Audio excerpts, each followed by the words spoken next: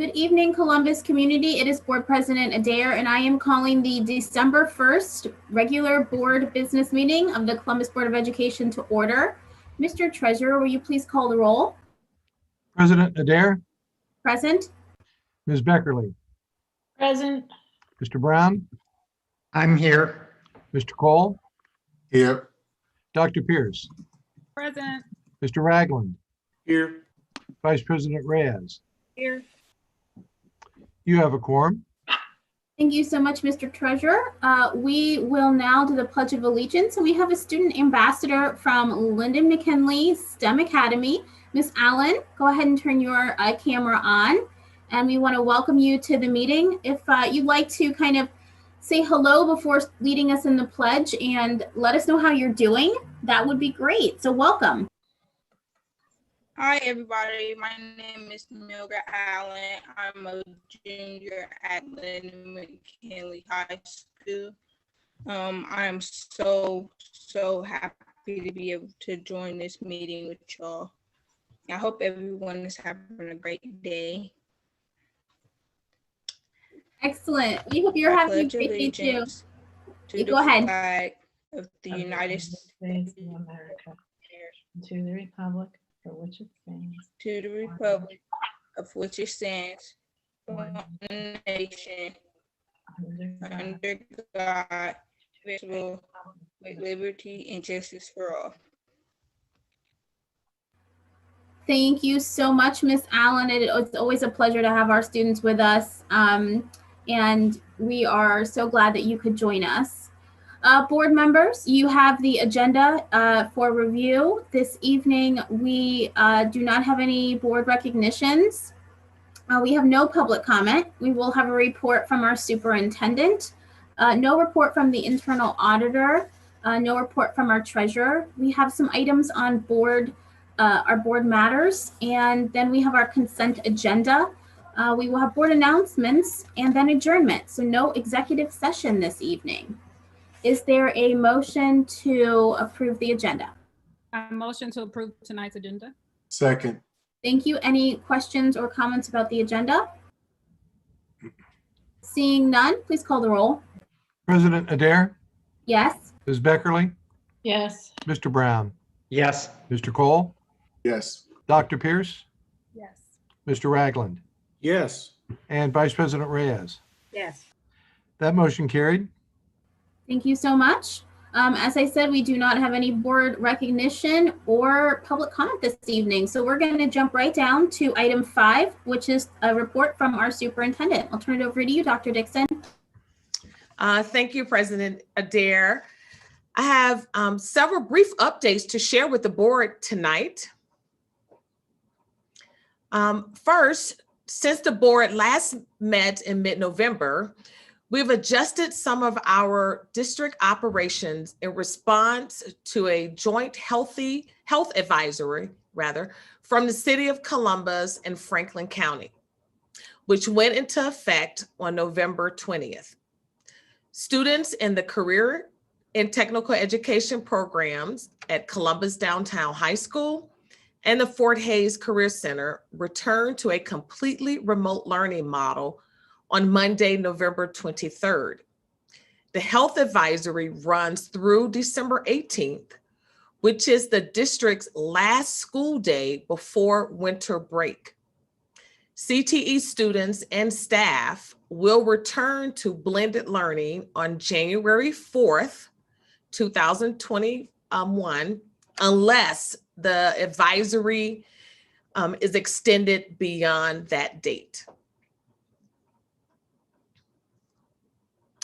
CCS also suspended all in-person interscholastic activities, athletics, and extracurricular activities through at least Friday, December 18th.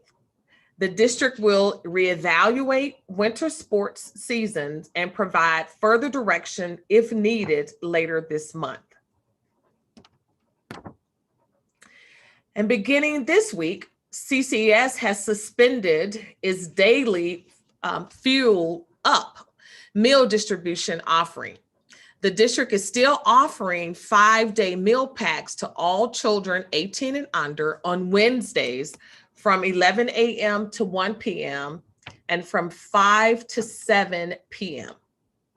Families would have the choice of 2 types of 5-day meal packs: a shelf-stable meal pack that does not require refrigeration or heating, or a meal pack with fresh food or food that may require refrigeration at home. As advised by city and county health officials, we are allowing staff members the flexibility to work from home with the maximum extent possible as their positions and job duties allow, in order to help reduce exposure opportunities and provide relief for our local hospitals. I believe these measures will aid in our community's effort to slow the spread of COVID-19, while also maintaining the operations of the district and, most importantly, supporting our current learning model. Beginning tomorrow, December 2nd, our high schools will be administering fall OST end of course exams over the course of the next 7 school days. Students who need to retake exams in order to achieve scores necessary to meet graduation requirements, as well as a small number of students who are enrolled in a tested course on a block schedule that ends first semester, will come on site to take these state mandated tests. As of Monday, we have an average of 384 students per day who have registered to come in and take the OST exams across 20 high schools. The tests being administered include English Language Arts 1 and 2, Integrated Math, Algebra 1, Integrated Math 2, Geometry, Biology, American History, and American Government. Breakfast and lunch will be provided for these students, and transportation hubs will be available for students to ride a CCS yellow bus to get to and from their schools. Last month, we welcomed 1,333 third graders, or 36% of our third grade students district-wide, to our elementary school buildings to take the English Language Arts test for the third grade reading guarantee. I must commend our teachers, our principals, our staff members, administrators, and operations team for the collaborative effort in ensuring that these state-required testing opportunities were available for our students. Much planning and coordination went into these testing dates to meet COVID safety standards, along with the state testing guidelines. And we did make that test optional for our students and for our parents. On the board agendas tonight is a request to waive the longstanding requirement here in Columbus City Schools that high school students must complete at least 1 credit of internship and 1 credit of technology in order to graduate. During one of my recent virtual family super sessions through the Department of Education, I heard directly from members of our class of 2021 and their families who raised questions about the requirements during this pandemic. When we've been ordered to stay at home and to avoid the type of in-person interaction this requirement is designed to build. Please know that we do not take this request to waive a graduation requirement lightly. It's there for a reason, but I appreciate hearing directly from our families and our seniors on this very real difficulty in meeting this requirement for this school year. And so I asked for the board's consideration to waive this requirement for students graduating in the class of 2021. And I look forward to my next virtual family super session to hear directly from our students and our families and staff and our partners.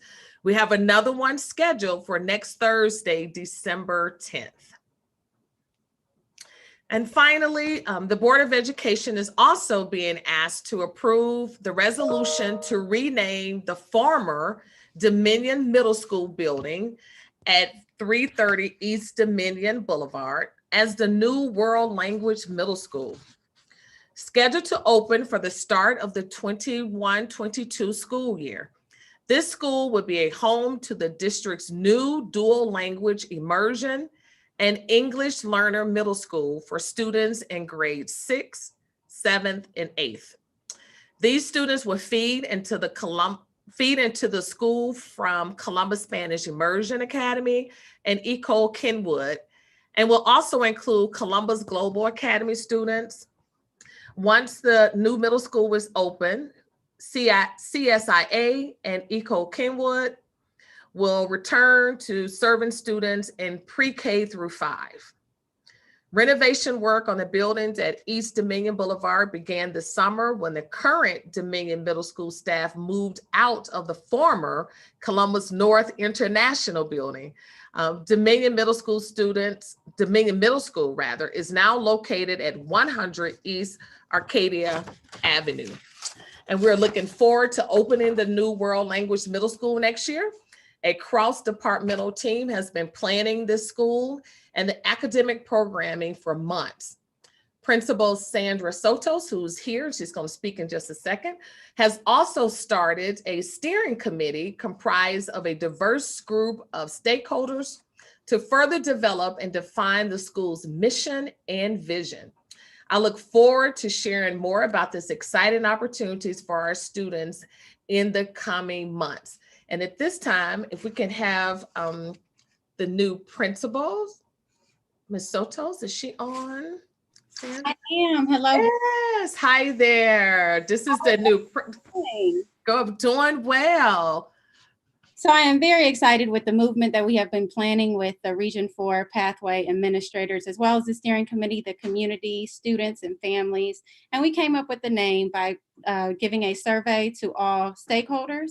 And they decided on the name because I wanted them to begin with the opportunity of leading their school experience. So I think with them doing the name, I think that our kids are excited. Our kids are excited to pick the school colors and the mascot, and I am there to lead that. And I'm very excited that you gave me that opportunity. Well, thank you. And board and community know you have another phenomenal leader, principal leader. She's going to do a great job with the staff, excited about the work that she's already done, and look forward to hearing more about the process. So thank you for being a leader, stepping up from leaving Mifflin High School and having this wonderful opportunity. We're so excited about your leadership and excited that the students are going to have this opportunity. So thank you. And that concludes my report for tonight, President Adair. Excellent. Thank you so much. We do have some questions. The first will go to Board Member Beckerly. Mine isn't a question as much as an acknowledgement, I guess. We have these 3 times a week briefings with the Columbus Public Health Department. And I just wanted to commend and make sure that you, Dr. Dixon, and your staff all knew that they have expressed appreciation of our willingness to comply with the guidance, since it is just guidance. And since we know that there are schools and districts that aren't necessarily following their guidance to the letter, they have thanked you as a partner and someone who's taking their guidance seriously. So I think that we should get some credit for that, and you should get some credit for that. So thank you. Well, thank you. It is tough when you think about the number of people that are employed by this organization. There are a lot of, we have almost 10,000 adults, plus all the students that we serve. And we wanted to make sure that we were a part of the solution. And so again, thank you for the acknowledgement, and thank you for all the team and the leaders who are making sure that we keep ourselves safe. And it is difficult. It's not easy. So I understand what other people are challenged with. We sit in our offices and we have next to us our masks for if anyone comes in, we're in our offices with our mask, and we just want to make sure we're keeping we're part of the solution. So thank you for the acknowledgement. Thank you. Up next will be Board Member Ragland. Thank you, Madam President. And thank you, Madam Superintendent, for your report. My question is concerning the waiving of the graduation requirements, specifically as it relates to internships. My concern is that here again, we are eliminating a requirement for graduation for our students that will put them at a disadvantage to their peers once they get out into the workplace. I have articulated several times throughout this pandemic some of the things that I see that are different for our students, when you compare them to at least our local suburban counterparts. And one of the things that I would like to hear from you and your team tonight is what were the solutions that we attempted to come up with to provide our students with either virtual internship opportunities or something in lieu of eliminating the requirement itself. Because I think while we are in this virtual environment and we have done a very good job of making sure that the technology is in the hands of our students and our families, we also know that our business community has transitioned to a virtual environment as well. And what I am envisioning is an opportunity for our young people. Maybe they can't do place-based internships to achieve that requirement, but they could do virtual internships or some sort of virtual program in partnership with our community. Is that something that we tried to do? Is that something that we went to the corporate community and those that have traditionally provided internships for our students in the past to at least brainstorm about before we go as far as just eliminating the graduation requirement? Yeah, thank you, Board Member Ragland. That's a great question, and I begin and I'll let some of my team members chime in. So part of it is the number of students that need it, and then a number of places that will allow students to do virtual internships. Our students, we know, would love to have the hands-on component, and businesses who have been partnering with us to provide other services like tutoring. They've opened up their opportunities for our learning extension centers, and we're partnering with having a number of students providing that experience in a virtual manner has been complicated for many of our leaders to get done for our students. So it is a challenge for us. And then that was the reason that the parents and the students were asking. They want these opportunities to happen. The students want these opportunities, but I think we have to remind ourselves that it is a pandemic, and that to open up businesses for as many students that we have in our district is a lot, and then finding capacity for that to happen for as many students is a challenge too.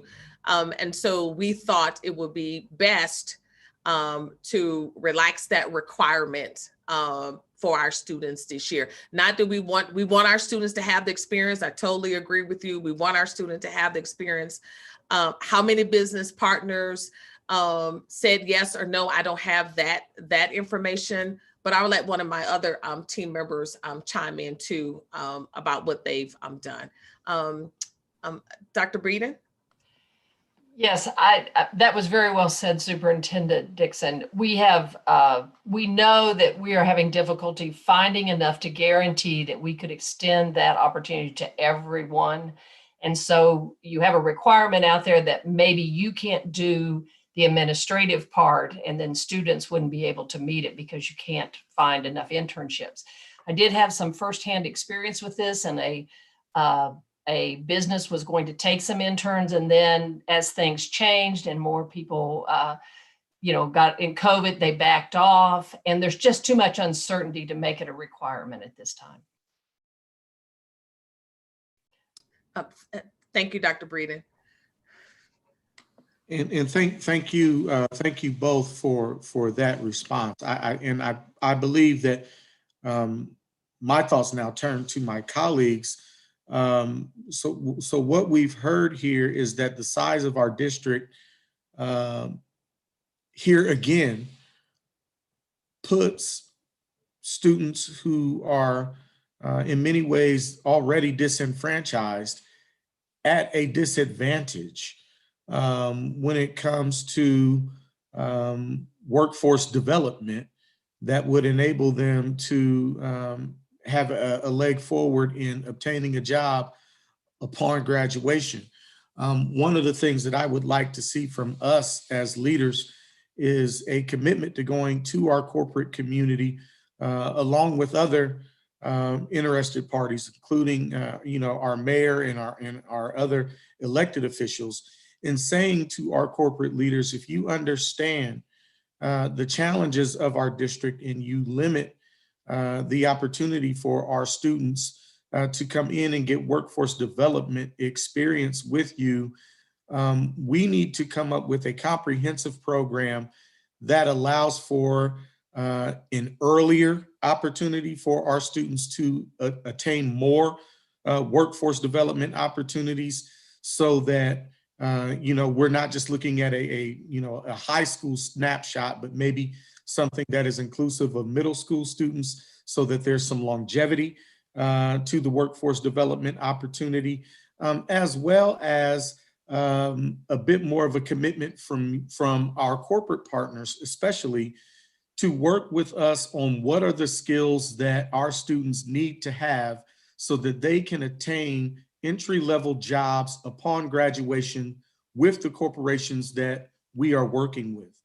I am gravely concerned that while our size limits our opportunities here, some of the smaller districts with, in many cases, larger schools than we might have on a one-to-one basis, are still providing these opportunities for their young people. And then when our young people come in and they want to apply for an entry-level job, and someone from the suburban district comes in and they want to apply for the job, that this type of grace that we are showing in eliminating this requirement for graduation will be used against our young people. And so I am willing to go to our corporate partners, and I would hope that my colleagues would either help generate some ideas along that, so that we can continue to address this issue. Because for me, this is not just a COVID problem.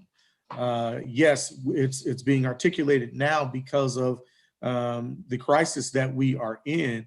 And I think Dr. Breeden and Dr. Dixon have done a good job of explaining the why, but I think this problem transcends this current snapshot. And I'd like to hear from you all about what your thoughts are on that. I did see you, Board Member Brown, with the thumbs up. And so, we will have that discussion. So thank you for that. But I would like to hear from my colleagues on that point specifically. Thank you, Madam President. Thank you again, Dr. Breeden and Dr. Dixon. There are a few comments from board members. Yes, ma'am. They want to respond to you, so I will let that.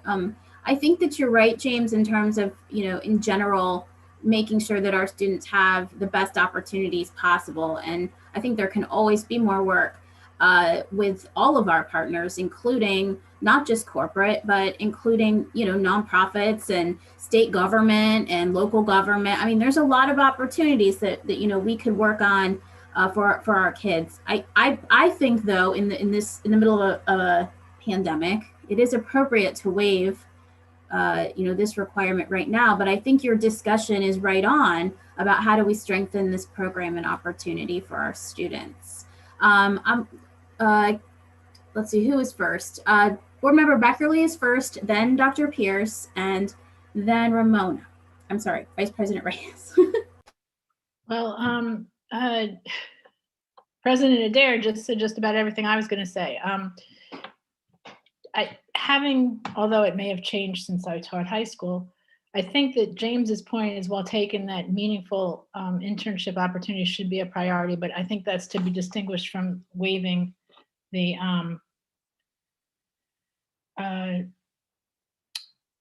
waiving the internship requirement during the pandemic, and I entirely support that. And I think that was completely justified. And I don't think really it's probably going to impact our graduates as in any significant way. But I think, James, I would be happy to join, to create or join forces and head up an ad hoc working group, any kind of a committee, or a temporary committee, whatever we want to call it, to look into this and provide some guidance and maybe create a structure. So please count me in. Thank you. Dr. Pierce? So thank you, President Adair. To my colleagues, I definitely commend you both for taking charge around this issue. But let me just raise a concern on a different level. Coming from a working class family and still being a member of a working class family, what I know is that I see my younger cousins who are Columbus City School students going to work instead of necessarily going to class. And so for me, the concern isn't necessarily around the internship opportunities. Now, don't get me wrong, internship opportunities are important. And I commend, again, us coming together to look at ways that we can make sure that we are providing our students with opportunities for internships.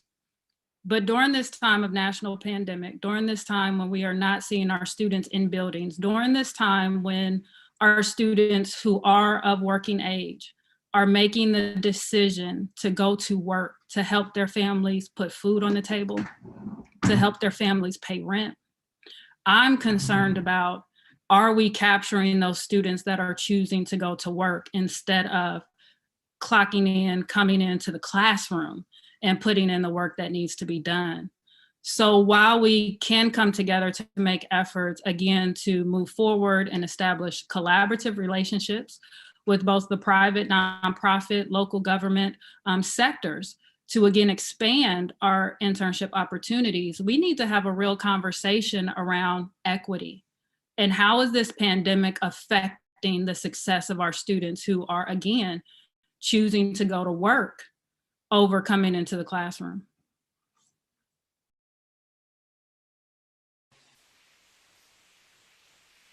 Thank you, President Adair. Thank you, Dr. Pierce. I wasn't going to comment, and I said it.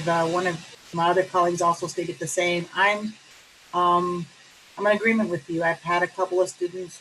We have a couple interns in my organization who are very worried about the same thing, about having to come to our organization and quote unquote volunteer or do their part as school versus going out and assisting their parents when their parents had recently been laid off, and that was needed. I also will speak on the other side from an employer perspective. With the COVID, many people working remotely, many organizations also seeing limited clients. It is very difficult to find work experience or projects or activities that would be beneficial to the growth and learning of a student. Our organization has high school students, we have college students that intern with us, we have community health workers that intern with us, so we have a variety of different internship opportunities within our organization. And unfortunately, due to COVID, due to the limited resources, due to the fact that we are in a virtual environment, it's been very difficult for us to find opportunities for our students. So a lot of things that we have discussed is whether we can do one-on-ones with our students and talk about what is a typical day of a social worker, of a administrative assistant, a coordinator, a case manager, a director. So we have had those types of conversations about, a lot of times we send our students to panels. It's very difficult to get professional experience when you're trying to get feedback from 4 or 5 people within an hour. Or you're doing these speed dating that I've seen in other organizations do. that would be my suggestion is if we can do those things, perhaps, and we know that this virus may be around for a while. I don't want to predict what next school year looks like, but as we, as we have already done through Dr. Dixon and the administration, we have plan A, plan B, plan C, plan D. If we can't do this, let's do this. If we can't do that, go this. But I also want to make sure that as we make these plans, though we are thinking and focusing on our children, which should be our number one concern and our number one impact, I would also say, let's look at solutions that do not stretch the resources of already stretched organizations, companies, and people.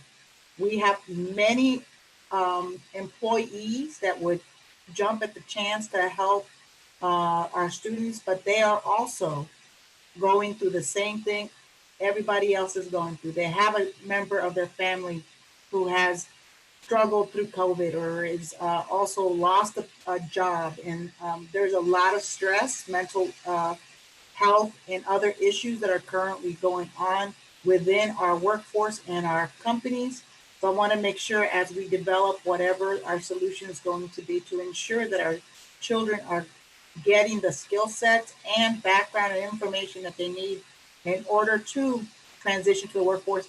I think even now more than ever, I have a senior in my house who I'm wondering where, well, if a senior decides not to go to college, if a senior decides not to go to the military and wants to start a career, where will they lag behind as a senior trying to go into the workforce if they don't have that experience? So that's my opinion on making sure that we keep all parties involved in the program as we move forward. Thank you, Vice President Reyes. Board Member Cole, did you want to address Board Member Ragland on this? Yes, very briefly. Thank you for the opportunity. Thank you, Mr. Ragland, for making those comments about ensuring opportunity for our youngsters. I think one of the things I want to definitely reiterate, first and foremost, is that our students still have to focus on their primary aim, which is to complete their schoolwork and prepare themselves to be able to graduate, first and foremost. And there are significant challenges in that alone on a day-to-day, keeping students engaged, making sure that they are completing their classwork, and seeing them successful during this really tough time during COVID, them and their families. So where the suspension of the internship hours to me is appropriate, I do want to make sure that those who are watching and my colleagues at the table understand the first and most foremost priority is that these students are daily preparing by accomplishing their schoolwork for graduation. They're running the marathon daily to that effect. Secondly is this piece. The district offers some very unique resources, some of which end up as course curriculum. But, and I love the way that Ramona demonstrated comments through speaking in the voice of an employer. I'll do the same. When this is a workforce time where folks can be upskilling and training towards some credential that also supplements their learning. So I'm going to kind of hit two birds with one stone with Dr. Dixon. Dr. Dixon, I think a supplementary opportunity for our students is to give them the opportunity to have access, greater access to certifications, credentials that they can acquire that make them workforce ready. Maybe right now, as they're missing the opportunity that they would otherwise get through the 120 hours of community service and or internship, because they are the same thing, just so we all know. They can actually be upskilling or doing some other things that better prepare them for the workforce, whether that is Microsoft Office. Microsoft Office is now offered by the district as a curriculum. My own kid took it. But I think that there's opportunity maybe to grow and expand on that. If there are other open doors within the tech field that we can make available, and there's certainly community partnerships where that can happen.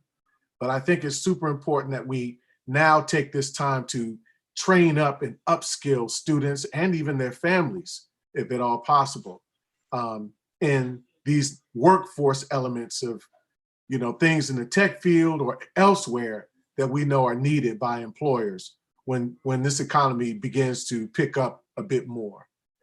So Doc Dixon, I would love it if we can learn a little bit more about what supplements can be made on the part of the workforce side of encouraging student growth that way. With that in mind, I want to kind of close with this idea too, is that I think we have to see the opportunity of using chances to make champions with our kids. I, for one, this is where I don't necessarily totally agree. I, for one, don't always want to look at things from a deficit mindset. And if I do, all it means is that you're in for a hell of a fight. I'll just be very honest with you. If I'm intimidated, if I'm afraid, if there's something going on that I feel like I got no control over, but my back is against the wall, then I'm going to fight. So what I'm asking everybody else to do is do that same thing. Don't see it as a deficit. Don't see it as I'm in a hole in the ground. Don't see it as a situation of, being behind. Let's see it as a situation that strengthens us and fortifies us to move forward. I think this is a heck of an opportunity that COVID has accelerated in certain ways, the necessity for staying on point with school, for staying on point with learning more and being more engaged. And I'm challenging our teachers to continue to focus on driving success to our kids by paying attention, by responding to their parents when they call you or email. When our students are falling behind and you know it, that we're giving a call, that we're following up. So I see this as a chances makes champions type situation, and I'm definitely in agreement with that. And final, I am super excited as a former parent of two students who were Cole Kenwood students, one of whom came from kindergarten all the way up through high school, 12th grade. I'm super excited for our families who will now have the opportunity to have a middle school that their children can be conduited to and further cultivate their language, their lingua franca skills. So I'm really excited and thankful for that. Dr. Dixon and team, this is a legacy moment. My colleagues, this is a legacy moment for us all. It really is. So thank you for that. Thank you, Board Member Cole. Lots of great points there, especially around that credentialing, because we know that's also a pathway to graduation. I sat in and listened to one of the sessions our engagement team did, and that is actually one of the ways we know that many of our students will need. So, encouraging that and making sure people and our families and our students know that that's an option is great. All right, up next is Board Member Brown to address Board Member Ragland. Thank you. What I wanted to do is keep this brief. I want to thank James Ragland for bringing this up and for asking the questions. I think it's important, and I think that there is more we can do. But I agree with nearly everything that's been said. And the important thing is that whatever assistance we provide, it should be a matter of assisting our professional educators. And we need to work directly with them rather than for us to go out on our own and try to drum up businesses and convince them to participate with us in creating internships. I think we need to understand better what our education program wants and needs and how we can help with that. Beyond that, I agree with Ramona saying that these internships need to be educational, not just here's some work. Lots of employers, and I guess didn't hire, but took lots of interns over time in quite a few of my positions. And it's tough sometimes to make meaningful work for somebody who comes in an internship or an externship, rather than say, here, go in the quarter and file these or count these or something else. And we need to make sure we understand that as we go forward with this effort. Thank you. That's a really good point, Board Member Brown. At one point when I was doing HR work, working with interns, we actually developed a curriculum for interns because we took it as a teaching opportunity as the employer. So it wasn't just go sit in the cube and do admin work. It was really a built curriculum, and that might be something businesses and employers could be interested in, so that we're all getting what we need out of a program. So Right. Good point. Okay, so I think that addresses everyone wanted to address Board Member Ragland's question. Okay, so we're going to head back to now the list that I was doing for Dr. Dixon. And so up next on that list is Dr. Pierce.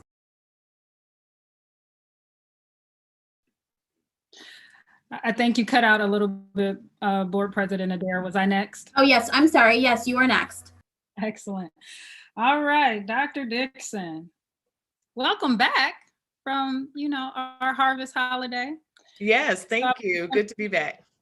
Awesome. Hopefully you had a restful holiday. Yes. Along with our other families, administrators. So my first question is, how many and what percentage of our seniors and their designated caregivers have signed their graduation plans? I don't know, but I can get that information for you. Just send that. And just as a reminder, just don't forget, please send me those questions so I can have those ready those answers ready for you tonight. But if you could send that to me, that would be greatly appreciated. But I have that for you tomorrow. Thank you for that reminder. That question really comes based upon my colleagues' earlier discussion around how are we really preparing our students to move into the workforce. We would not be doing justice in having this discussion and dialogue if we weren't able to then talk about how many of our seniors are prepared and ready to enter into the workforce. So do know that question comes based upon the discussion that we've just had. It's important to know where we stand with those seniors being prepared and ready. While we're speaking of that, I'm receiving a number of emails. Individuals are coming up to me and telling me that they still need their workbooks, computers, hotspots. Can you take a moment to speak to those families that still may need workbooks, still may need supplies? I mean, we're halfway into the school year. Who can they contact? Yeah, Where can they you. get the supplies? Thank you. If students don't have their supplies and it's December 1st, that concerns me, but they should always reach out to their building principal. Their building principal is the first point of contact. If they can't reach the building principal, but they should, they can call or send an email. It's a guidance counselor. We have computers, we have hotspots. We even have a place where parents can return, they can drop off their broken devices and get those repaired. If families still need hotspots, we have those. So the supplies that parents need, we have those. Please let us know. Contact your school principal immediately so that we can get those supplies to you. Thank you for bringing that up. I am not aware of any family that needs something, even the families that are new to our district. That is part of the process, enrollment process now, that we ask those questions. They receive their Chromebooks, and we're asking about hotspots. So thank you for bringing that up. And then my next question kind of relates to our equity issues. We are very strongly and passionately committed to equity in this district.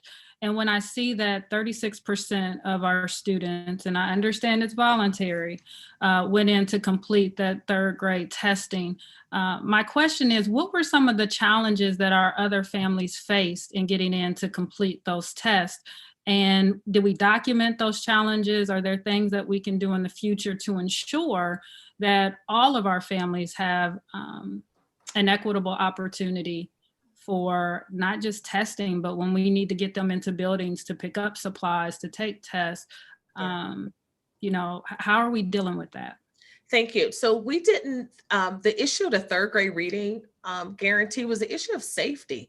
You know, was it a priority for us to have students take the test, or was it a priority for us to make sure that students and families were safe? And we thought that the priority was, if families wanted their students to take the test, we provided that opportunity for them. So we surveyed families, and those family members that stated that they wanted to bring their students, they could bring their students. We had some challenges with transportation. If families needed to ride the yellow bus, we know that there are some challenges that our district face with transporting our students. We have a requirement. We have to transport our charter non-public students. They've been back since the beginning of the school year. But that is a challenge for us to transport our students safely. You know, we have through our COVID guidelines that students have to be seated, one student per bus. I mean, one student per seat on on the bus. So we didn't want to compromise having students come in, our little babies, and they've not been with us since March. And we didn't want their first introduction back to us faced with a test if that's not what the families believe was good for them. But again, our principals and our area superintendents said that when those students came in, said they were so excited. We actually had more teachers, proctors that were there than students. So I think everyone is ready for our students' return and to return safely. But we did not want to put the burden and said that this particular test, that test was a priority for us. And it was not.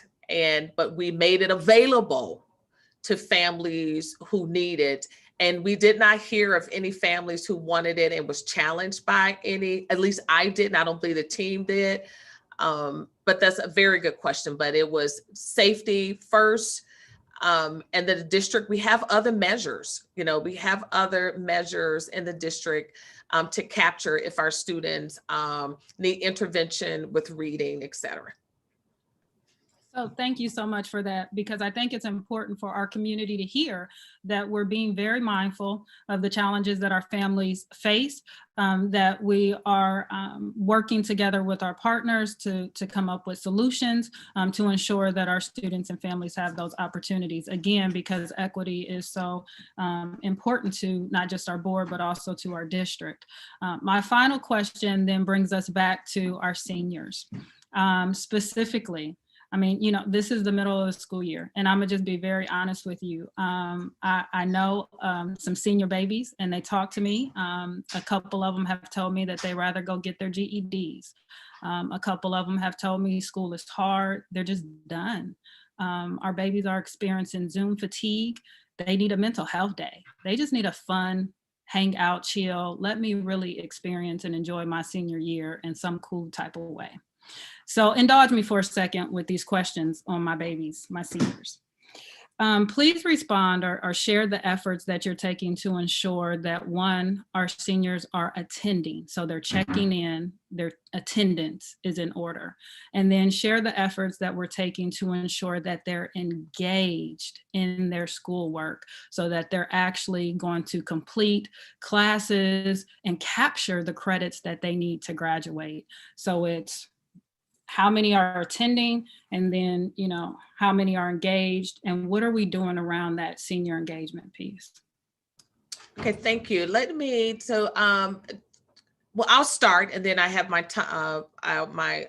colleagues can chime in. I don't have those attendance numbers with me again, but I would have those if I just would please get these questions to me prior. But it is important that our students graduate. We know that. We're in a pandemic. We understand that. We are not in an ideal situation. We want to be face-to-face with our students. And we to your point, I've had students too, my ambassadors, who have said, Dr. Dixon, we want to be back in school. We can't wait to go back to school. We know that some of our students are not engaged. I've talked to our leaders, our principals, to make sure, are we reaching out to our students? Are our guidance counselors reaching out? Our social workers? We have students that are being challenged in so many different ways. And so we're making sure that every building has a strategy to reaching out to their students. Every single building has a strategy, and every building principal is articulating that strategy with their seniors and with their families. So I'm really proud of what the building principals are doing with that. The number of students that we're seeing that are not engaged and not participating, we've been transparent. I've been transparent about that. We do have some students that are not engaged because they have some other challenges. I had a student, you may have seen an article on ABC on your side, where we had one of our ambassadors. He sent me an email and said, Dr. Dixon, can I reach out and do something to motivate our students? You know, what do you think about that? I said, Dejan, absolutely, you do that. And he did. And they highlighted him on ABC News. And we understand that. We understand that our students want a year that they believe is a normal year, but unfortunately, they're not going to get a normal year. And we're doing everything, and we could do more. I'm not here to say that we're doing everything perfectly. We are learning more and more about the situations that our families in, situations that our students are facing. A story real quick that was shared with me today by Dr. Chapman was that a principal found out that the student has 4 siblings. And those 4 siblings, he has to help get them up in the morning, get them on their Chromebooks, get them on their individual platforms, and get them started. And then he gets started. That's real, right? So we're talking about our students still being able to master the content, get themselves ready for their senior year. Their parents are working. But yet they have this responsibility that's real. So those stories are what's causing us to sit back and think about, wow, what is it like to be in their shoes? Have we thought about every single thing? And as we learn more information, that's why I brought to you about the internship. There were students that were saying, Superintendent, how can we get this done? So to your point, school buildings are doing a lot. If they need to do more, we will do more. As we learn more, we will change those plans. And then I'll have some other colleagues. I know Dr. Chapman is on, and Dr. Breeding. If you two can feel free to chime in to let our families know and let our board members know some other things that are happening with our specific to our seniors.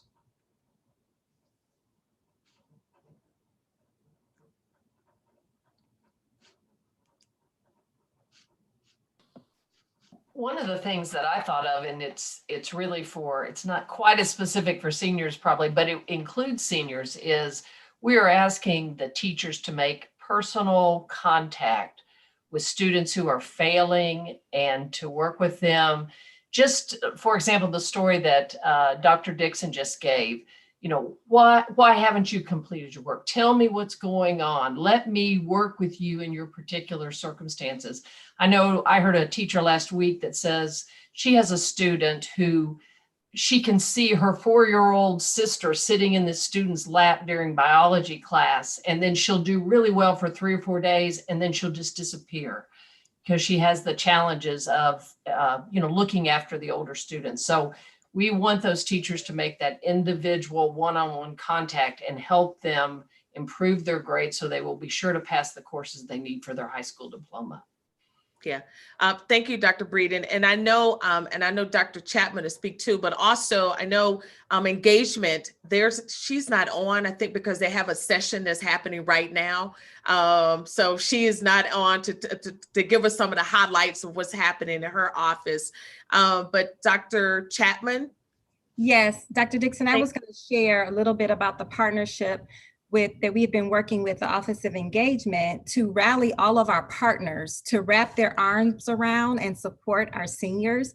So they are working with our high schools, all of our high schools, and developed plans for all of our seniors. We have senior meetings and we have mapped the partners with seniors so that they can reach out to them, encourage them, help them stay connected, help them stay engaged, identify any barriers that are impeding their ability to either access the content, engage with instruction, and make sure that they have the resources that they need. We are also strategically identifying ninth graders who may not be as engaged, because remember, our ninth graders are new to the high school community and they're starting the school year in high school virtually. So certainly not the typical transition that we want for our ninth graders, but we are identifying the students that may need extra support, extra love, and reaching out to them by targeting the outreach and engagement and connecting them. So for example, if they had most cases, they have positive relationships with their middle school, we're engaging and collaborating across campuses to ensure that the students have the network of support that they were used to when they were in the middle school, so that they can feel connected to their high school community, which they haven't stepped foot on campus yet. But we are certainly continuing to support all of our students and thinking about every day, we think about how can we reach out and engage our students in more meaningful ways? Who else can we reach out to join us in this effort? And so we'd like to say to everyone, if you would like to support us in this cause, this is an opportunity and a moment for all of us. We need all hands on deck to make sure that we are making those connections with our students and keeping them engaged. This is a heavy lift right now because we're continuing in the remote learning environment, but we certainly welcome the support of our partners and community members who would like to join us in that effort. Yeah, thank you, Dr. Chapman and Dr. Breeden. Again, it's a team effort and people coming together across the departments, making sure that our students have what they need. And we're learning more through each week. We're learning more information and how we can help students differently. And every challenge is interesting, but we're learning more about our students than we've ever known. And I think teachers are learning more about what our students are facing. And we are learning more about how we have to change our systems and our approach to helping families and students in a very different way. Dr. Dixon, thank you. And thank you to your team. I know sometimes I do ask the tough questions and you all don't get these questions in advance. So you have to literally come to the table prepared with the information. But what I hope our community was able to see tonight is that while your administration has brought legislation forward to change some of our graduation requirements, given the national pandemic that we are dealing with, that our district, your team is committed to ensuring that our students have the resources. The partners are wrapping their arms around them to provide them with those resources. That our mission is to ensure that our students are learning and ready for the workforce, for the military, if they're going to start their own jobs or advance to college. So the framing of this conversation is far just beyond us taking action tonight on internship requirements. We're still doing the very hard, tough work at hand, and that is ensuring that our students are highly educated and ready to be successful no matter what avenue or path they take. So thank you to Dr. Dixon and your team for answering my questions for me. Thank you, Dr. Pierce. Thank you, Dr. Pierce. Next up is Board Member Cole. I didn't know if you had additional questions. No, I'm good. I just wanted to reiterate the importance of supplemental education during this time that's more workforce oriented. I think that's a unique and opportunity for us to be entrepreneurial with our students and help them think out of the box and prepare them. Thank you. Thank you. And we will go to Board Member Ragland. Thank you, Madam President. So you mentioned transportation as one of the challenges, major challenges that we are facing in any type of return back to in-person learning. I have recently begun driving again, and so it's allowed me to get back into the streets and see what is going on in some other schools throughout the state and throughout our local area. Students are arriving at many schools in full buses. And one of the things that I would like for you to consider, if you have not done this already, is going to our partners at Columbus Public Health and Franklin County Public Health Departments and asking them to reevaluate their transportation guidance based on the data sets that are out there at this time. I know that we have had this suggestion, requirement, not necessarily a requirement, but guidance that we have pretty much adhered to that talked about the spacing that we need to have on our buses. However, what I am seeing are students arriving in other schools in full buses. Now they do have some other things that they're doing on the bus. I think many of those, well, some of those buses do have, plexiglass shields for their drivers and hand sanitation stations, and students are required to wear masks. Now, whether or not they do for the entire bus ride is something completely different. However, if the data, if we do have updated data based on what's happening in some of the other areas around the county, around the state, around the nation, about the number of students that can be on a bus, I think it would be good for me to hear as up-to-date information from our health partners as we can possibly get. Now, you may have already done that, and I'm not sure, but it seems as if we're going by the same guidance that we were given when we first heard about transportation guidance. And if that's something that we can do, I think it may help us in our discussion about bringing students back inside our buildings as safely and as quickly as possible, because I think a lot of what you've articulated, having students back in the building would help alleviate many of those problems that we are facing in this completely environment. So if you haven't, please take that as a suggestion. If you have, I'd like for you to please share that data with us at the next opportunity to speak before, if possible. Thank you. I would definitely bring that information forward, but I will at the next meeting, but I will remind us that remember it was one student every other seat guidance when we first started. And then Columbus Public Health did make some changes and say it could be one student per seat. The challenge for Columbus, though, just as a reminder, is that students should have their PPE, their mask, and they should be socially distanced, but that for a 15-minute period. And so our students are traveling on our school buses longer than the 15-minute period. So that is a challenge for us.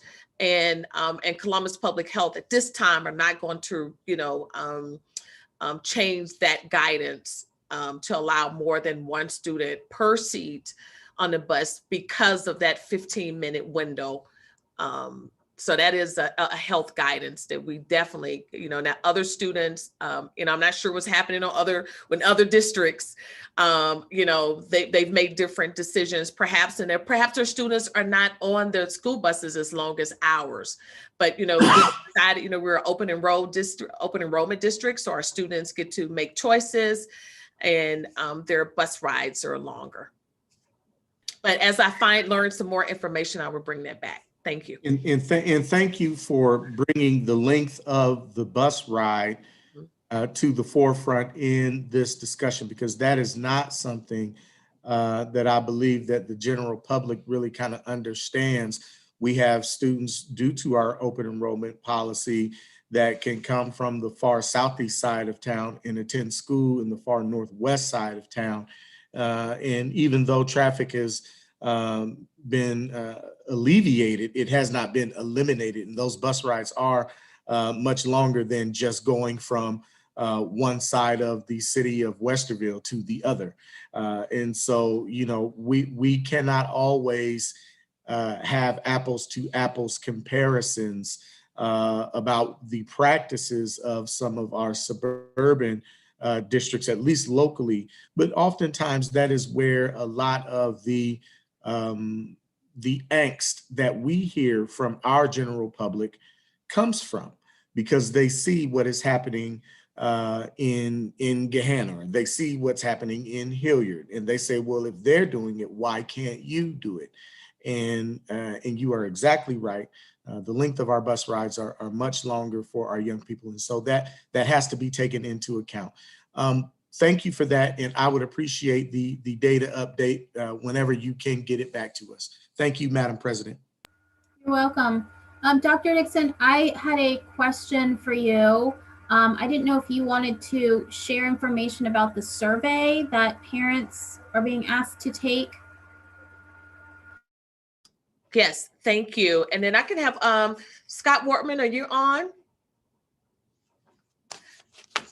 Chief of Communications. Yes, Scott, you want to kind of talk about the partnership we have to get this survey data?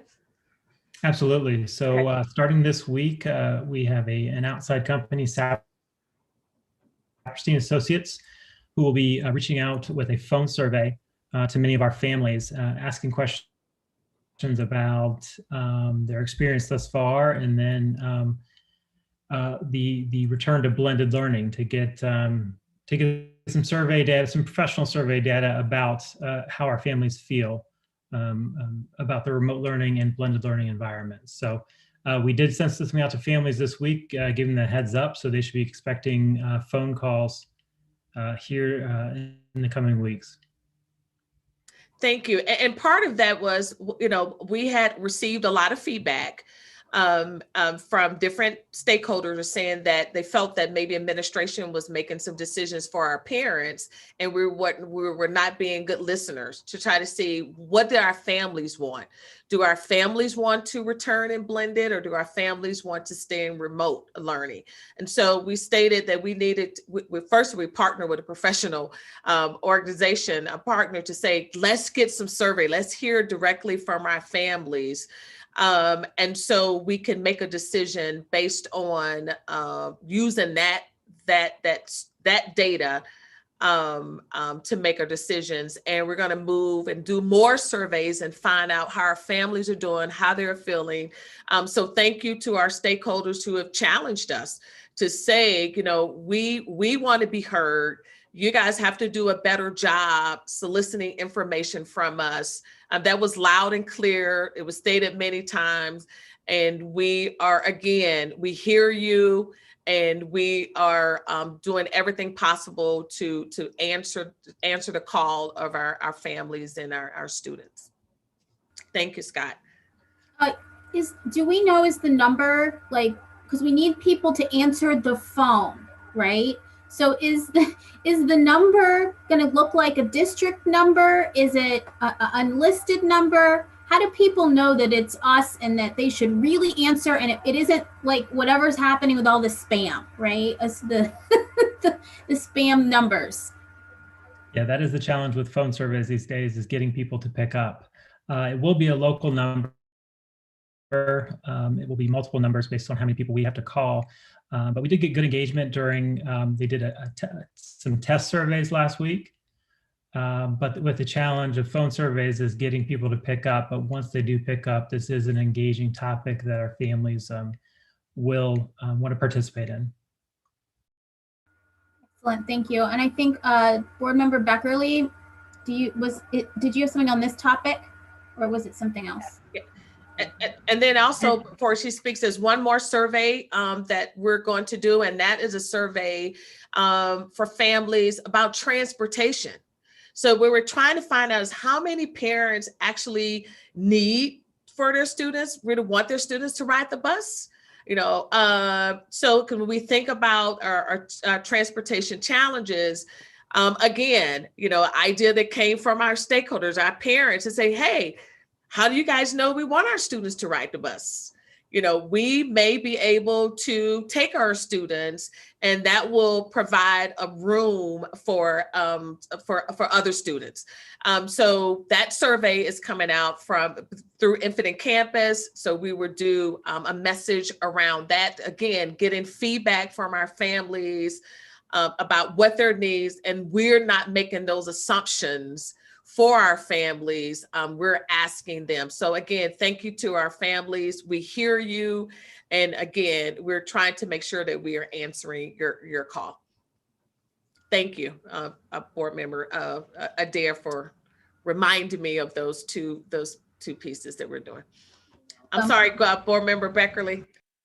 No problem. I just want to say that this is really exciting for like an abundance of reasons. You know, I mean, you and your administration's willingness to say, oh, we need to adjust because we're getting this feedback. This is Columbus City Schools acting differently, and it's really, really exciting. You know, even just, when we were doing our listening sessions for the strategic planning, we got some feedback about,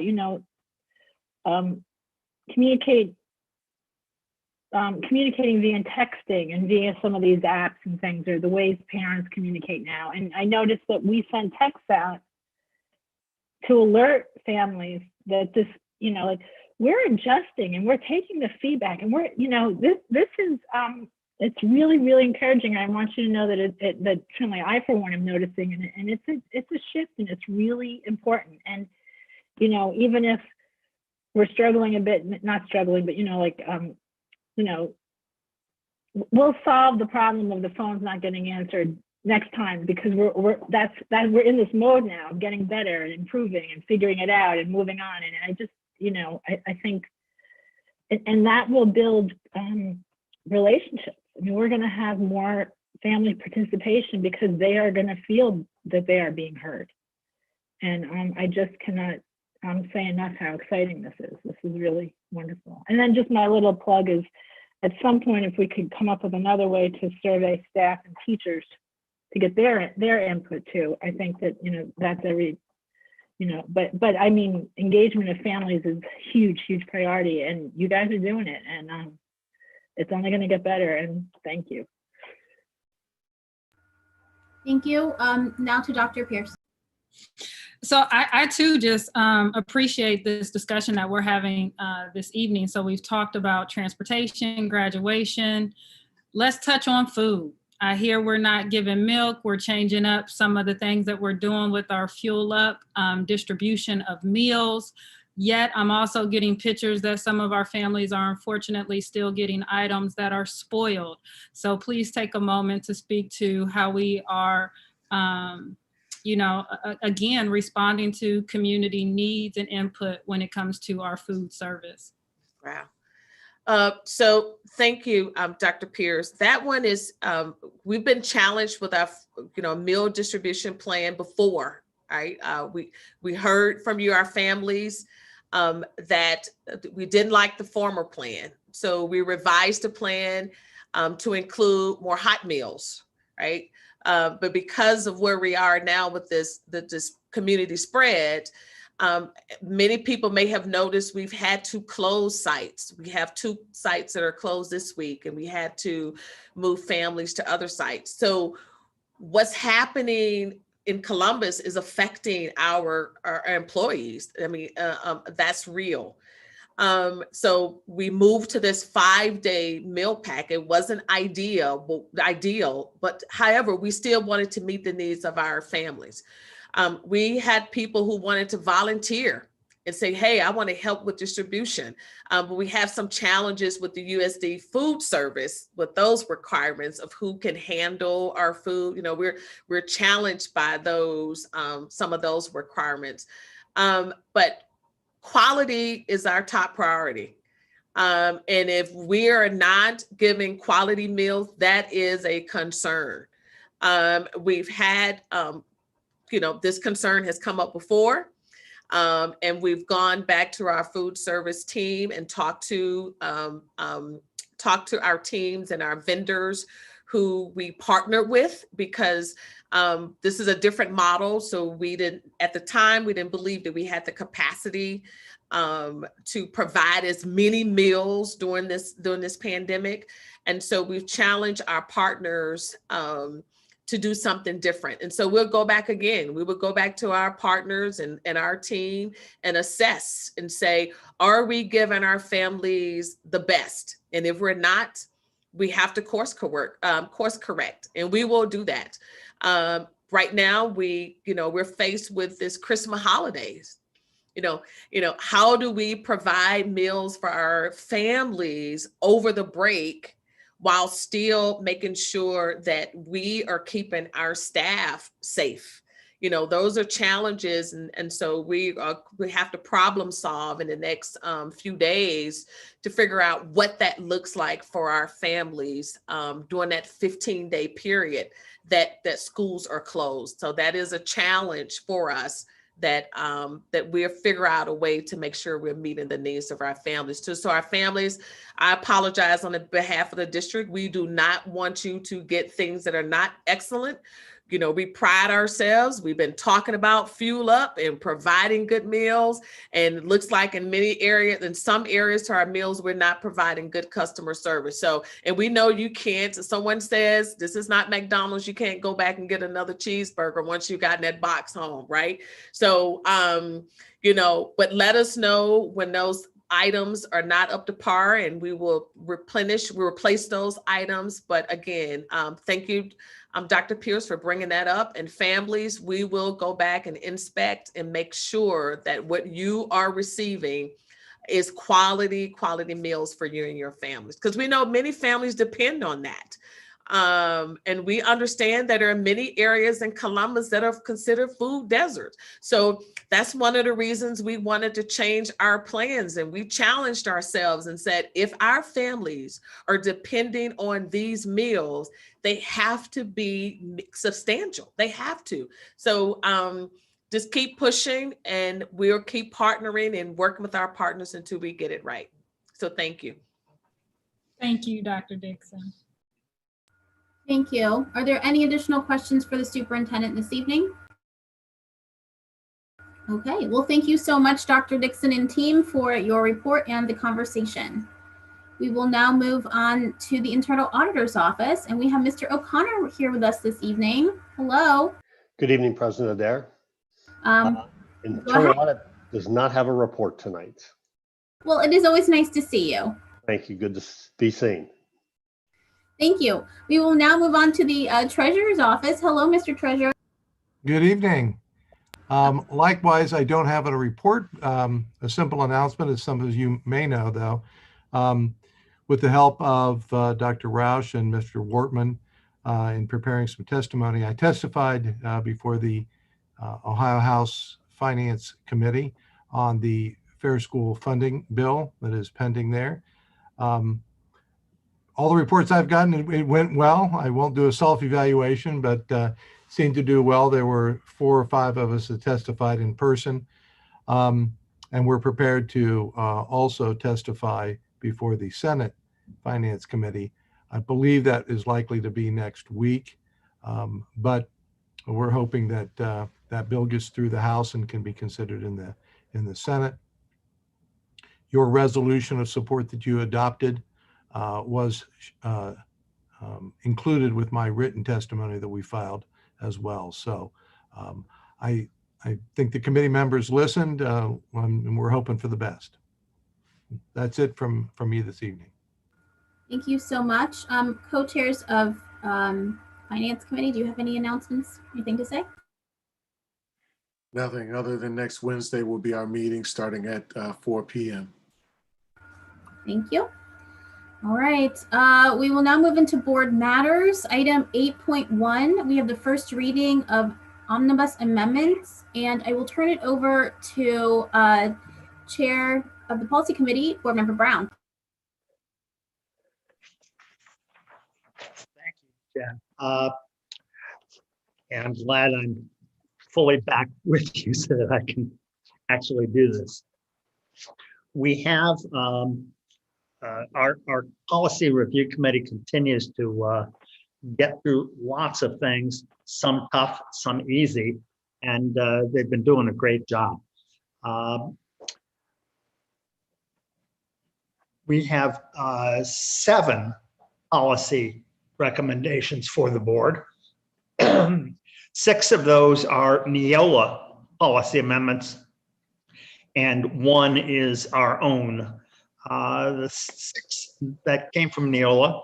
First, there's policy 1520, employment of administrators, and this follows from House Bill 491, and it limits the treasurer's liability regarding confirmation of employee licensure. Now, the law requires notification of a valid license to be provided to the treasurer before an employee can be paid. The second is on evaluation of administrators. And this one simply removes references to OTES. And there's also a provision that deals with the number and timing of evaluations. Third policy is 2270 on religion in the curriculum. The General Assembly passed legislation not long ago, House Bill 164. And the new law that they've passed defines religious expression differently, more broadly, and includes virtually everything that you can imagine that somebody would consider related to religion. We are no longer permitted under the law to restrict student exercise of religion to any set time frame within the school day. The law does declare that school district may not prohibit a student from engaging in religious expression when doing their homework or artwork or any kind of assignment from the school. And the assignments then must be graded or scored using ordinary academic standards, which neither reward nor penalize a student based on the religious content. And the policy recommendation here is really to comply with the law. Then we have a policy 3124 dealing with employment contract, and it simply removes references to employment of administrators, which is covered in policy 1520, the first policy that I mentioned this evening. We've got 5230, which deals with late arrival and early dismissal. This took quite some time and a lot of discussion, and I think it's really come out well. There's some revisions that include a definition of parent for use in the policy. And importantly, it clarifies that presentation of a photo or other ID can be required of anyone, including parents, when picking up a student. Then we have another one related to House Bill 164 dealt with religion, and this pertains to religious and patriotic ceremonies and observances. And again, it just complies with the law, and you can refer back to my comments on 2270. Finally, the last policy to present for this evening is a district policy. And this one pertains to transgender and gender variant students. And we had some really good input, and we worked quite some time on this. The issue had been raised by students and families who wished to allow transgender or gender variant students to use the name and identified gender that they prefer for school purposes. The policy addresses issues of official versus unofficial records and lots of other things, and makes a distinction. If it's an official record that we have to send, for example, to the State Board of Education or Department of Education, we may be required to use student's legal name. But for purposes within the school, our own record keeping, we can allow students, and we should allow students to use what they prefer to be known and called and identified as. And last thing in this policy is that it reinforces our non-discrimination policy and practices. So all of these, all 7 of these, are presented to you for first reading. They will be back to you on December, I think it's the 15th, for second reading and adoption. If anybody has questions about any of these policies, feel free to ask now or to ask me later before we have to address them on the 15th. Mr. Roush, anything that you have to add?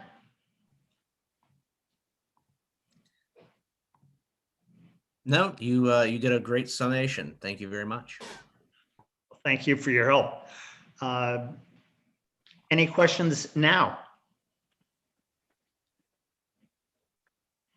Okay, well, thank you, and please don't hesitate to reach out if you have questions about this or any of the other policies. Our committee is going to be hard at work going forward. And I would also welcome, if any of you or anybody in our listening audience has a person or two that they may want to suggest for service on this policy review committee, please forward me the names. We do have 1 vacancy at the moment, and we may have some others, and it's time for us to look for more quality people. We've got a really wonderful group. Thank you. Thank you so much. And yes, thank you to all the volunteers on the policy committee and all of our committees. We can't do it without you.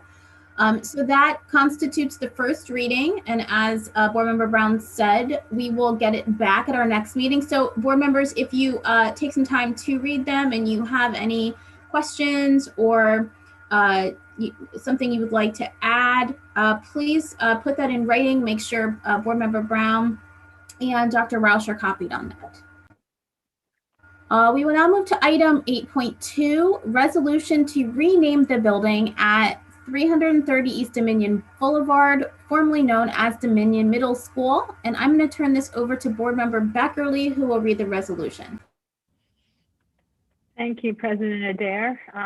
This is the resolution's title is Resolution to rename the building at 350 East Dominion Boulevard, formerly known as Dominion Middle School, whereas Board Policy 7250 authorizes school buildings to be given descriptive names in appropriate circumstances. And whereas the building at 330 East Dominion Boulevard, Columbus, Ohio 43214, formerly known as Dominion Middle School, will house the district's new dual language immersion and English learner middle school. And Whereas the name World Language Middle School better describes the building's new focus as a dual language immersion and English learner middle school. Now therefore be it resolved that the building at 330 East Dominion Boulevard, Columbus, Ohio, 43214, formerly known as Dominion Middle School, be renamed the World Language Middle School effective on July 1st, 2021 for the 2021-2022 school year. And be it further resolved that the superintendent and treasurer are hereby authorized to take all steps necessary to implement this resolution. Second. I move. Sorry. Okay, I don't know if I moved yet. I moved that we adopt this resolution. Second. Thank you. Any comments or questions? Board Member Brown. Thank you. Just very quickly. I noticed early when our superintendent mentioned this name change, she said New World Language Middle School. I know that she wasn't referring to New World, but that the school is new. Just now, as Carol read this, she said the World Language Middle School. And I just want to be crystal clear that we do not have the word new or the word the as part of the name of the school. That is simply 4 words, World Language Middle School. Correct? You're correct. Thank you. Thank you all. Thank you for that. Vice President Reyes. Thank you, President Adair. Just since we were talking, Board Member Beckley mentioned earlier about a new way of doing business as a district. Just I wanted to kind of give a very brief history. This was something that was brought about a few years ago from board members being contacted, going out into the community, listening to our parents from the Spanish immersion school, from the international school, from Eco Kenwood, from all of our language schools, and hearing them about their concerns about their middle school schoolers going straight from, actually skipping, going from a K6 at K8 directly into a high school environment from 612 when we had the previous makeup. So this is something that I know Board Member Cole and I have been around for a while, waiting for this to happen. There was a lot of meetings. There was a lot of back and forth. The vote passed. Many of our current members were there present when they heard the yells of joy from our parents, our teachers, our administrators about the excitement of the school. So I am extremely excited that we are so much closer to seeing this into fruition. It's been a while since we've opened new schools, not including the Dominion that's been obviously moved in, refurbished, but this is completely new concept, new school, directly in response to our not only our parents, but our students. We heard a lot of our students talking about their desire to have this, and then also our district desire to ensure that we have a true multilingual program from K through 12. Makes us unique from a lot of the districts, actually many of the districts in the United States. When we're looking for other models that are similar to us, a lot of times we compare ourselves to other districts, and a lot of people will talk about what we lack. What we don't lack today is the fact that we have a fully multilingual K through 12 curriculum that we look forward to spearheading, being the leader in other districts in this country looking at us, and very, very excited to have my Latina cohort, Senora Sandra, the Senora as Santos as one of our leaders, seeing her grow up in the district, Many of our students know her, our community knows her, so I'm looking forward to our students and our community really seeing what good things will come out of this school. Thank you. Thank you, Vice President, and your comments are right on. And I want to thank you and Board Member Cole, because you two were leaders for this initiative and huge advocates for it. And that was before I think most of us were on the board. It's been a long time coming. So congratulations to you and everyone who worked on this project, including our families who pushed for it. So we are excited for that. Any other comments before we do the roll call vote? Okay, seeing none, please call the roll. Ms. Beckerly, Yes. Mr. Brown, Yes. Mr. Cole, Yes. Dr. Pierce, Yes. Mr. Ragland, Yes. Vice President Reyes, Yes. President Adair. Yes, That motion carried. thank you so much. We have a renamed building. All right, we will now move into the consent agenda. This evening's consent agenda includes items 10.1 to 23.3 of our agenda. Are there any items that any member would like to remove from the agenda for a separate vote this evening? Okay, seeing none, is there a motion to approve the consent agenda? So moved. Second. Thank you. Motion second. Are there any questions or comments about any items on the consent agenda? Board Member Ragland. Yes, thank you, Madam President. I am looking to discuss item 16.3 that appropriates $1,400 to the Maybe Mars company in California regarding adult face masks for our staff members and students. I'd imagine it's 1.5 million masks. Here again, I believe that the bid language, I'm sure the bid language says lowest responsive and responsible vendor.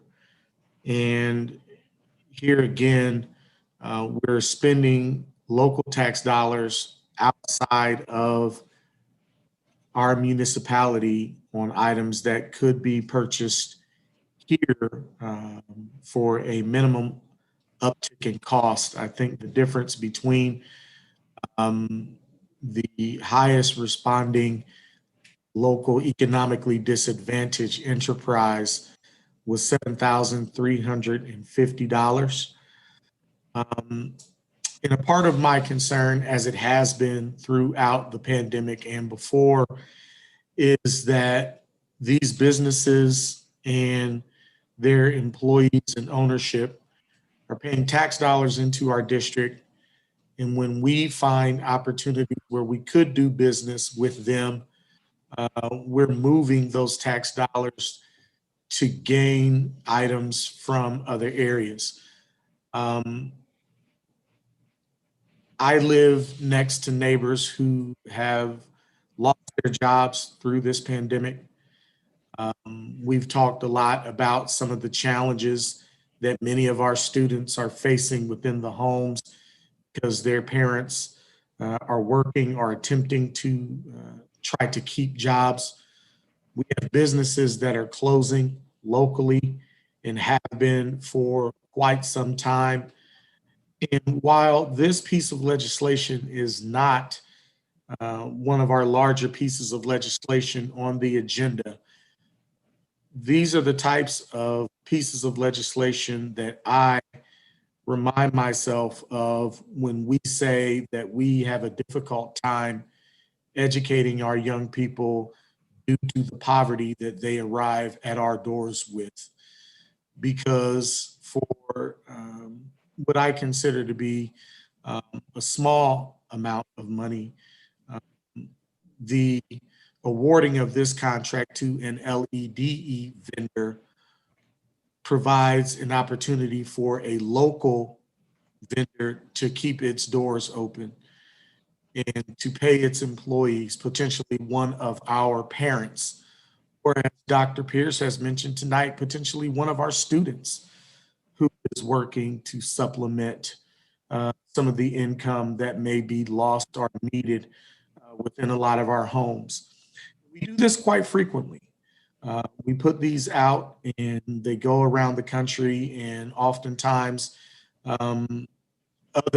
other entities are able to provide lowest bids in these types of circumstances.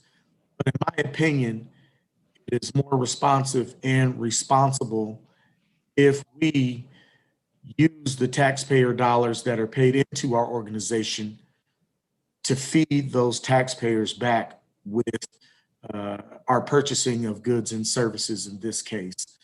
And here again, I'd like to hear some thoughts from our board colleagues. I think the staff has done a very good job of really kind of letting me understand why this is, continuing to happen. The language within the bid itself does not mandate us, from my interpretation of it. And I'm not a lawyer, so please, lawyers, speak up. But the legislation itself does not mandate that we take the lowest bid every single time. But the terms responsive and responsible allows for us as leaders to make some different decisions when the legislation permits, or when the opportunity permits. And so I'm adamantly for protective equipment for our staff and students. My problem with this legislation is not with the protective gear that we are bringing, that our staff so desperately need. My problem is with the chosen vendor coming from California, as our neighbors are facing dire circumstances in the midst of a pandemic. I feel that we should be doing everything that we can to buy locally, especially now. And I'd like to hear from my colleagues about their thoughts on that. Thank you, Madam President. Thank you. I believe Board Member Brown would like to respond. Thank you. And my thanks again and appreciation to Board Member Ragland for this point. It is an important point. We do need to work on it. These are questions that I've asked every board meeting about every purchase of this type. And you'll see in the questions and answers that many of these have been responded to. On this particular case, there were quite a few bidders, but the lowest from an LED vendor put it in 10th place. And we do have to follow the law about lowest and best and responsible, or we would be failing our responsibility to the community. But we need to continue our efforts to ensure that we have more LED vendors submitting bids. And we have to look at our bid process more closely to make sure that it's conducive to receiving those kinds of bids, making sure that we can break some of these up when we can.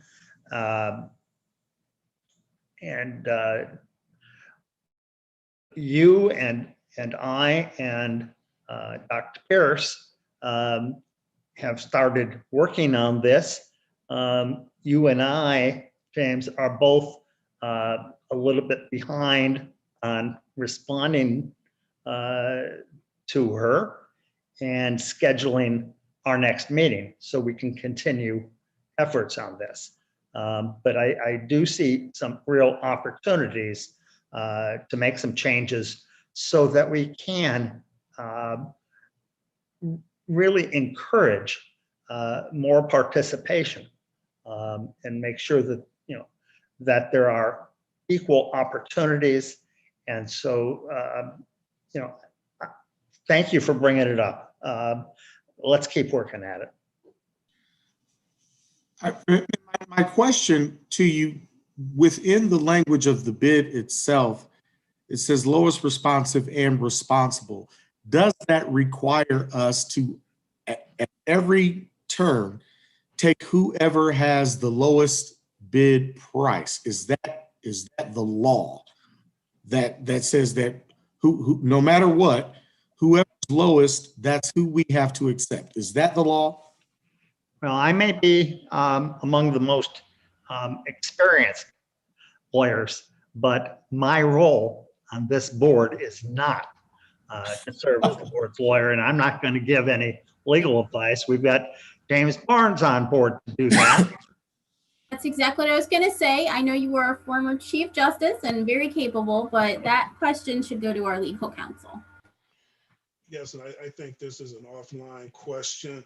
I hesitate to give legal advice in a public setting.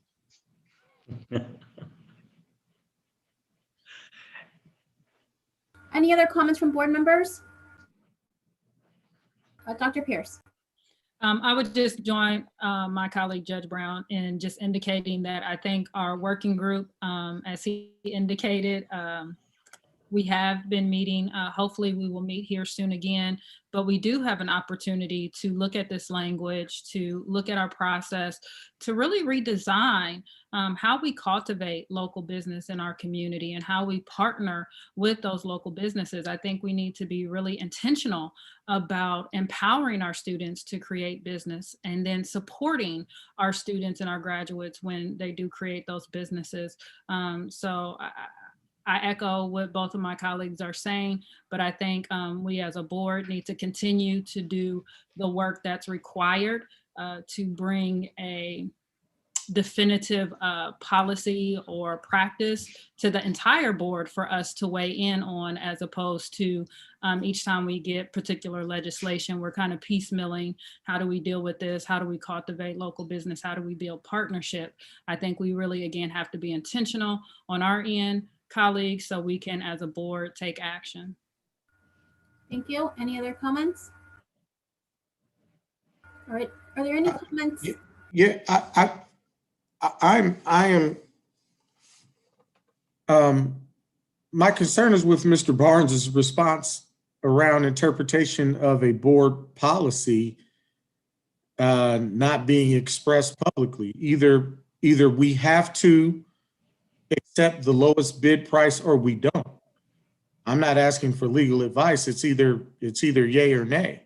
And so I'm not sure why we can't get an answer to whether or not lowest, responsive, and responsible means lowest 100% of the time or not. I mean, this is for public consumption, and I would imagine that this is a question that the public would like to have an answer to, because we can talk about what we're going to do with the policy with the working group and all of those other types of things, but it's either yes or no. If we have to accept the lowest price, then we have to accept the lowest price.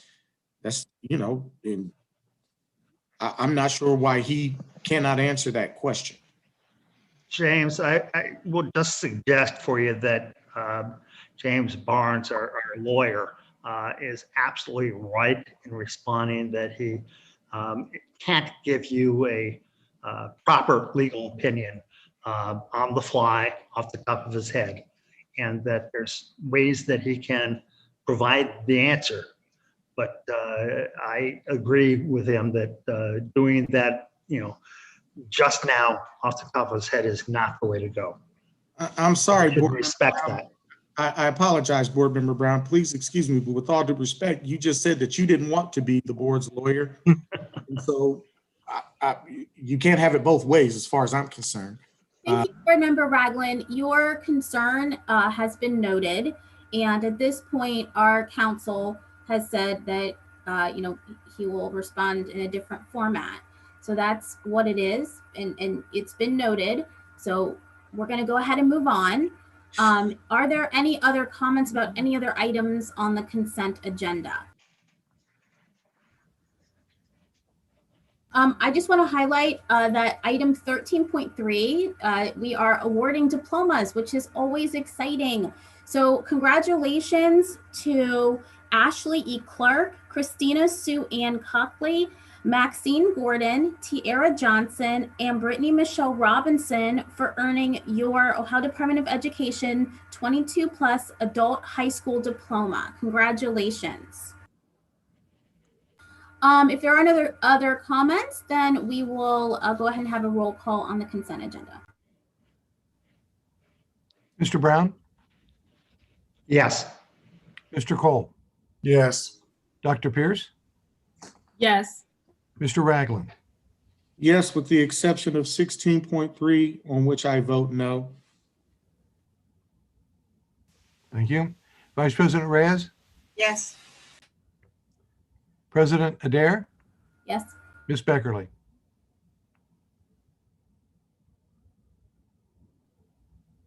Oh, I think she's frozen. Oh, yes. If you said yes to me, yes. Sorry, I was frozen for a minute, but I just heard you. All right, thank you. And that motion carries. Thank you so much. We are now down to item 24.1, which is board announcements. Any board members have announcements this evening? Board Member Brown. Thank you. I just, as I've been home even more than usual these days, thinking about the season, thinking about, we've just celebrated Thanksgiving, but we've done that in a different way for most of us than ever before. We're coming up on a full month of other celebrations and festivities. And it's a time that a lot of people are very generous, and they go out and buy toys for kids. They go out and buy clothing for kids, and everybody wants all of those things to happen. But there are 11 other months in the year, and people need to figure out how to address some of these problems of poverty, some of these problems of folks not having housing or food to sustain themselves all year long. And that's what I was thinking about. And how do we promote that concept, if you agree with me? It's nice, and some of the shelters get bombarded with things this time of year only. And when kids need food all year long, families need warm clothing. And I think it's something that we should really give some thought to. And I don't know what the answer is, but I think we need to try to improve on that. Thank you. Thank you, Board Member Brown. Board Member Cole. Thank you, Madam President.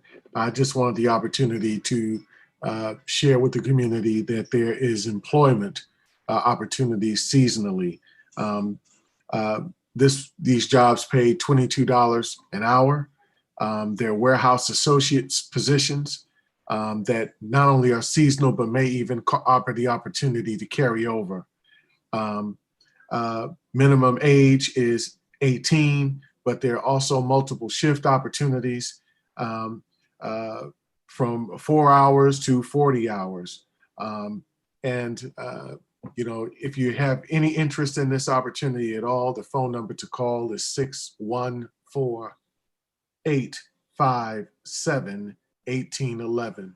That is again 614-857-1811. The organization that's hiring for these opportunities is the National Center for Urban Solutions. at 899 East Broad Street. So please give them a call. Thank you. Thank you, Board Member Cole. And that's a good reminder that we have jobs too here in the district. We have several postings out right now. For example, we are in need of bus drivers. And so make sure that we have opportunities for you to join our team and have a career that's meaningful to help us give back to our mission. So, thank you for reminding us about those career opportunities, Board Member Cole. Dr. Pierce, to you. Thank you so much, President Adair. Today is Giving Tuesday, and that is an important day when our entire global community comes together to support issues that are important to them.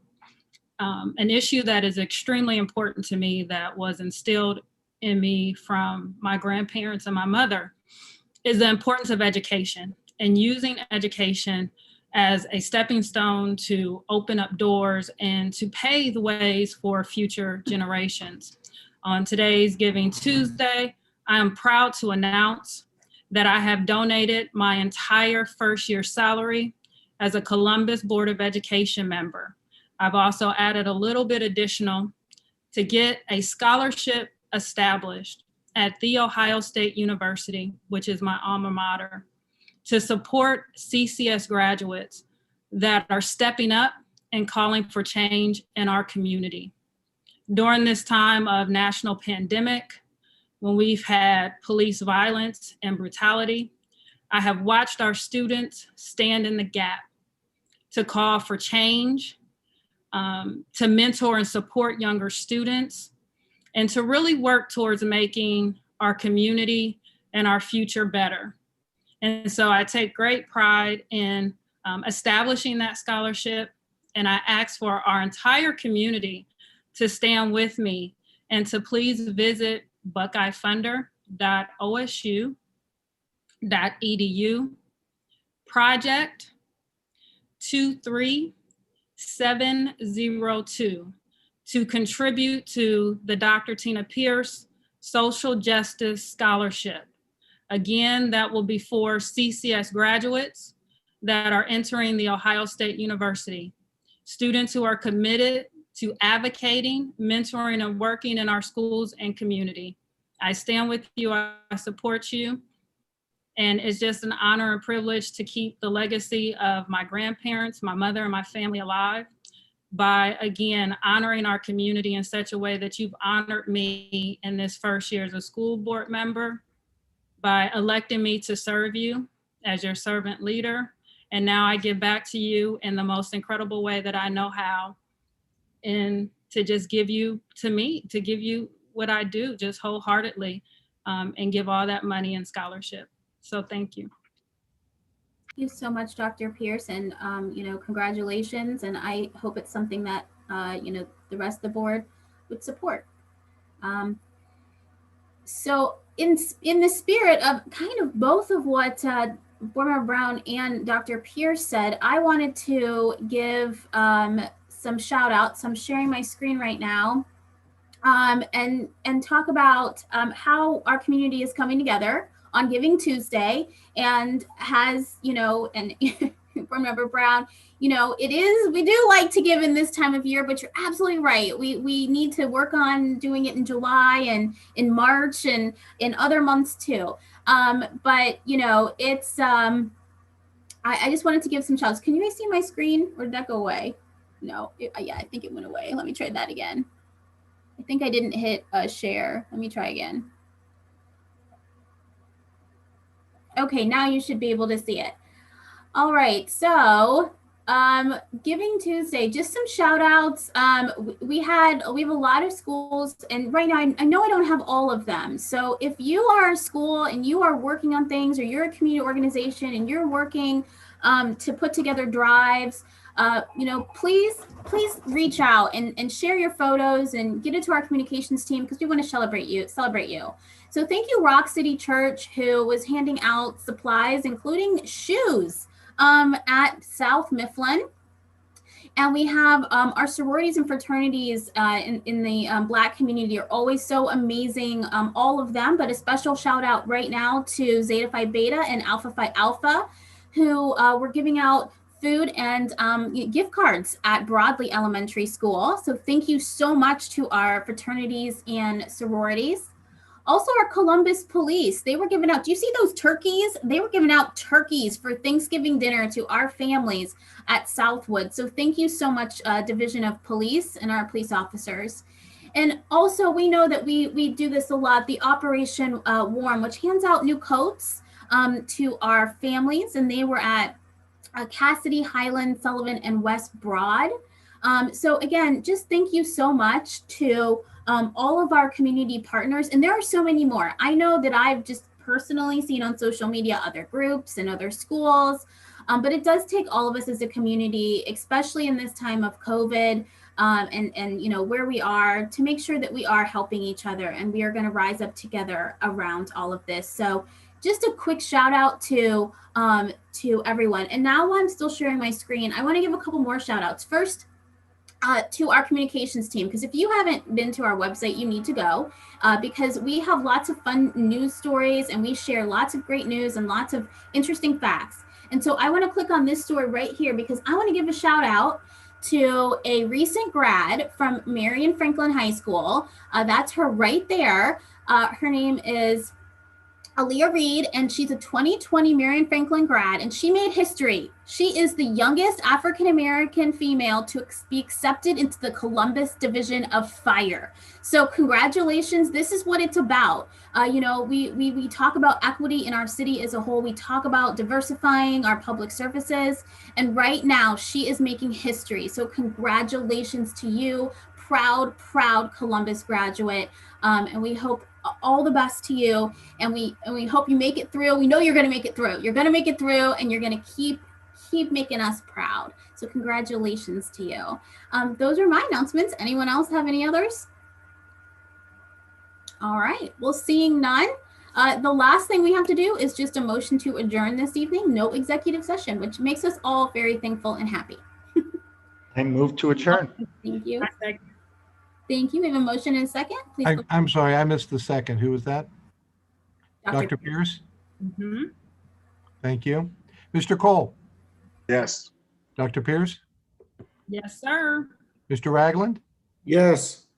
Vice President Reyes? Yes. President Adair? Yes. Ms. Beckerly? Yes. And Mr. Brown? Yes, this was a perfect length meeting, so congratulations to Jen and to for helping us get here. Thanks. You're welcome. Giving Tuesday, I give to all of you a short meeting. Thank you all. Have a wonderful evening, Columbus community, and we will actually be back tomorrow because we have a working session where we're going to talk about school safety, culture, and climate. So join us back tomorrow for a discussion around that. So good night, everyone, and have a safe evening, and we'll see you tomorrow. Thank you. Good night, everyone.